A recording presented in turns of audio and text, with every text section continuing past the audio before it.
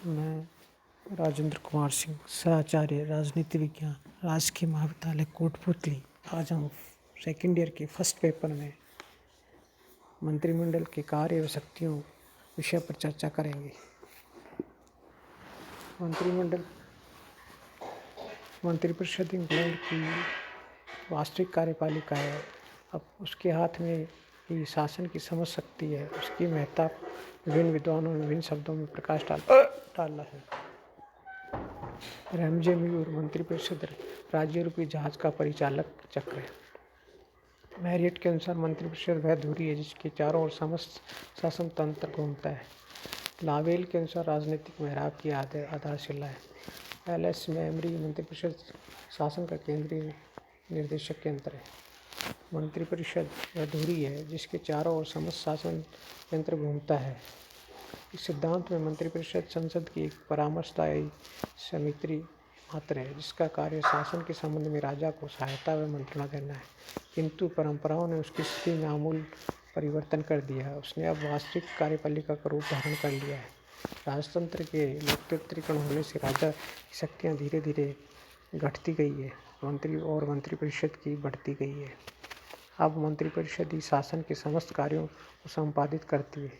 मंत्रीगण सरकार की नीति निर्धारित करते हैं, वैदेशिक संबंधों का संचालन करते हैं, संसद में विधेयक पेश करते हैं, वार्षिक आय व्यय तैयार करते हैं और इस प्रकार शासन संबंधी अन्य सभी कार्य करते हैं।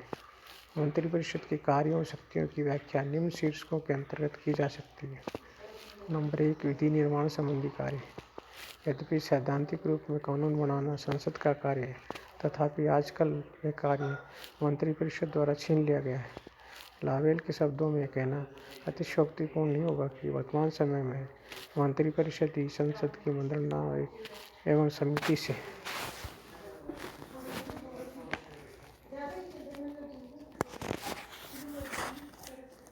विधि निर्माण करती है।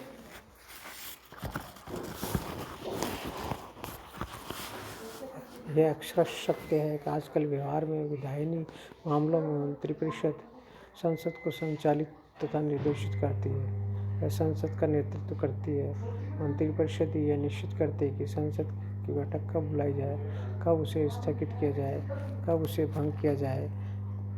मंत्रिपरिषद ही राजा का उद्घाटन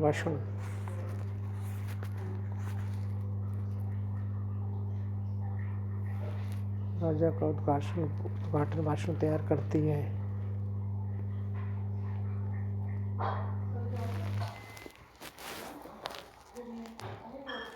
आज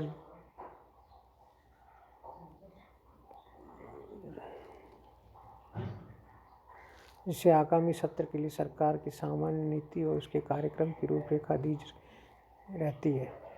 यद्यपि संसद का कोई भी सदस्य उसमें विधेयक रख सकता है, परंतु अधिकांश महत्वपूर्ण विधेयक संबंधित मंत्रियों द्वारा ही रखे जाते हैं। केवल उन्हीं विधेयकों को संसद द्वारा स्वीकृत और पारित होने की संभावना रहती है जिन्हें मंत्रिपरिषद का समर्थन प्राप्त हो। आधुनिक काल में संसद का समस्त विधायिनी कार्यक्रम मंत्रिपरिषद द्वारा ही निर्धारित किया जाता है। आज मंत्रिपरिषद विधायिनी कार्य के मामले में संसद पर पूर्णतः हावी हो गई है। कार्टर, रेने, हर्ज ने मंत्रिमंडल को लघु व्यवस्थापिका की संज्ञा दी है। लास्की ने मत व्यक्त किया कि आज के युग में संसद मंत्रिपरिषद के निर्णयों को पंजीकृत करने वाली संस्था मात्र है। F.A. ऑग ने इससे मिलते जुलते विचार प्रस्तुत किए हैं। मंत्रिमंडलीय शासन पद्धति वाले देशों के अधिकतम व्यवस्थापिकाओं के समान संसद प्राय कभी भी पहल या सूचन नहीं करती। केवल मंत्रिपरिषद नीति की समीक्षा करती है और सामान्यतः उसे स्वीकृत और पंजीबद्ध करती है। नंबर 2, कार्यपालिका संबंधी कार्य। मंत्रिपरिषद इंग्लैंड की वास्तविक कार्यपालिका है। मंत्रिपरिषद आंतरिक और बाह्य दोनों क्षेत्रों में शासन की नीति निर्धारित करती है। नीति निर्धारण समय निस्संदेह उसका एक महत्वपूर्ण कृत्य है। मंत्रिपरिषद विभिन्न विभागों की कार्यवाही में सामंजस्य स्थापित करने का प्रयास करती है। सन 1918 की शासन यंत्र समिति के प्रतिवेदन में मंत्रिपरिषद के मुख्य निम्न कार्य बतलाए गए। संसद के समक्ष प्रस्तुत की जाने वाली नीति को अंतिम रूप प्रदान करना, संसद द्वारा निर्धारित नीति के अनुसार राष्ट्रीय कार्यपालिका पर नियंत्रण रखना, राजा के विभिन्न विभागों के अधिकारियों में निरंतर सामंजस्य बनाए रखना तथा उनकी शक्तियों को परिसीमित करना। मंत्रीगण विभिन्न विभागों का अध्यक्ष होते हैं। अपने विभागों का संचालन करना और उनकी गतिविधियों पर नज़र रखना उनका ही दायित्व होता है। मंत्रिपरिषद शासन के विभिन्न विभागों के कार्यों में समन्वय स्थापित करती है और देखती है कि उनमें किसी प्रकार का विरोध न हो। आधुनिक काल में प्रस्तावित विधि निर्माण के फलस्वरूप मंत्रिमंडल का कार्यक्षेत्र और भी बढ़ गया। आजकल संसद कार्यभार की अधिकता और विधेयकों की जटिल प्रकृति के कारण अनेक विधियों को केवल मोटे रूपरेखा तैयार करती है और कार्यपालिका को अधिकृत कर देती है। वह उन्हें क्रियान्वित के लिए आवश्यक नियम बनाए। इस प्रदत्त अधिकार के कारण मंत्रिपरिषद की शक्तियों में अत्यधिक वृद्धि हुई है। वित्त संबंधी कार्य। मंत्रिपरिषद को वित्तीय क्षेत्र में व्यापक शक्तियाँ प्राप्त है। उसका महत्वपूर्ण सदस्य वित्त मंत्री संपूर्ण देश के लिए वार्षिक बजट बनाता है और उसे संसद के समक्ष रखता है। आगामी वर्ष में किस मद पर कितना व्यय होगा, इस व्यय के लिए साधन कैसे जुटाए जाएंगे, यह सब वही तय करता है। कौन से नए नियम लगाना, पुराने करों को समाप्त करना अथवा उनकी वर्तमान दरों को घटाना बढ़ाना इत्यादि वित्त मंत्री का ही दायित्व है। वित्तीय क्षेत्र में मंत्रिपरिषद को अन्य कार्य भी करने पड़ते हैं, जैसे कि ऋण लेने की व्यवस्था करना, निश्चित करना कि कौन सा व्यय संचित निधि, कौन सा व्यय आकस्मिक निधि से किया जाएगा। नंबर 4, न्याय संबंधी कार्य। मंत्रिपरिषद कुछ न्याय संबंधी कार्य भी करती है। उसके एक सदस्य लॉर्ड चांसलर की मंत्रानुसार सम्राट प्रमुख न्यायालयों के न्यायाधीशों की नियुक्ति करता है। इस प्रकार गृह मंत्री के परामर्शानुसार वह क्षमा प्रदान करता है। उपरोक्त विवरण से स्पष्ट है कि वह मंत्रिपरिषद का कार्यक्षेत्र अत्यंत व्यापक है। विधायिनी, कार्यपालिका तथा वित्तीय सभी क्षेत्रों में उसे महान शक्तियाँ प्राप्त हैं। संसद के समूचे प्रशासन पर उसका नियंत्रण रहता है।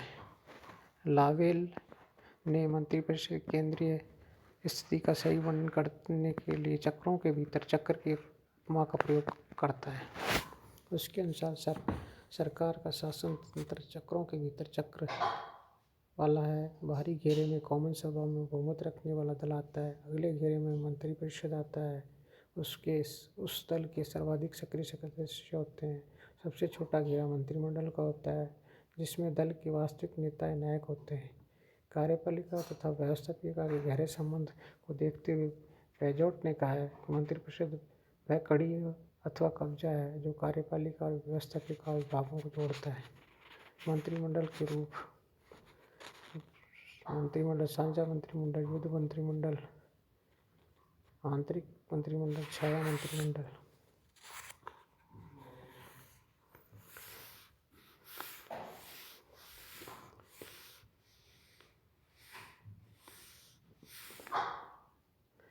अब हम चर्चा करेंगे ब्रिटिश प्रधानमंत्री। ब्रिटिश प्रधानमंत्री उसे इतने व्यापक अधिकार प्राप्त है, उतने अधिकार संसार के किसी वैधानिक शासक, यहाँ तक कि अमेरिका के राष्ट्रपति को भी प्राप्त नहीं है। ब्रिटिश प्रधानमंत्री का पद: ब्रिटिश प्रधानमंत्री अनौपचारिक तथा विकसित पद। प्रधानमंत्री का पद 1721 ईस्वी से चालू हुआ, जब पॉल प्रथम प्रधानमंत्री बने। इस पद का सबसे पहले उल्लेख 1878 में लॉर्ड बीकंसफील्ड ने बर्लिन की संधि पर हस्ताक्षर करते वक्त किया। प्रधानमंत्री का पद अनौपचारिक है, उसका कोई कानूनी आधार नहीं है।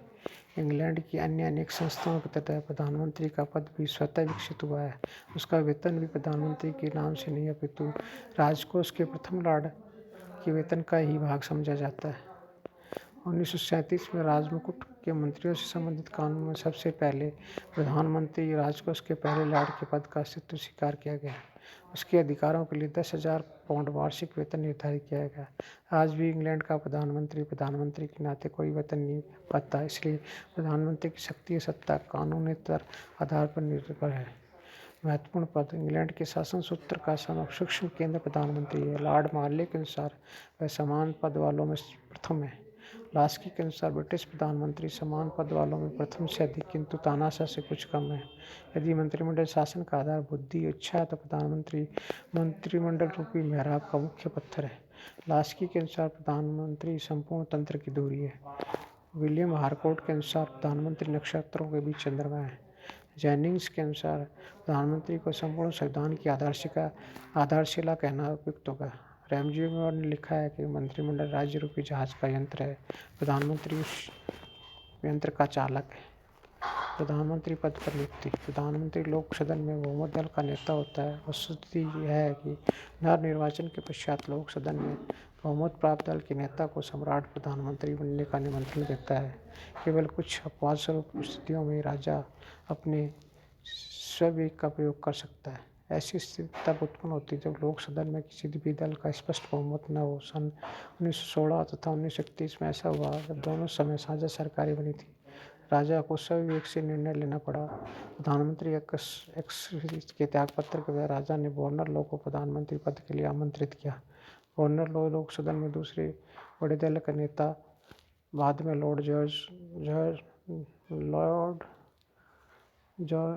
जॉर्ज को प्रधानमंत्री उसी अवस्था में बनाया गया जब लॉ ने इनकार कर दिया। 1931 में इस प्रकार राजा ने अल्पमत के नेता मैकडॉनल्ड को प्रधानमंत्री बनाया। सदन में उसे बहुमत दिलाने के राजा ने प्रयास भी किए। राजा ने स्पष्ट से विवेक का प्रयोग किया था। प्रोफेसर लास्की ने इसे राजमहल की क्रांति का नाम दिया। इस प्रकार 1957 में ईडन के त्याग पत्र देने पर मैकमिलन को प्रधानमंत्री बनाने में महारानी एलिजाबेथ का काफ़ी हाथ था। 1963 में लॉर्ड ह्यूम को प्रधानमंत्री बनाने में महारानी का हाथ था। प्रधानमंत्री के लोक सदन का सदस्य होना आवश्यक है।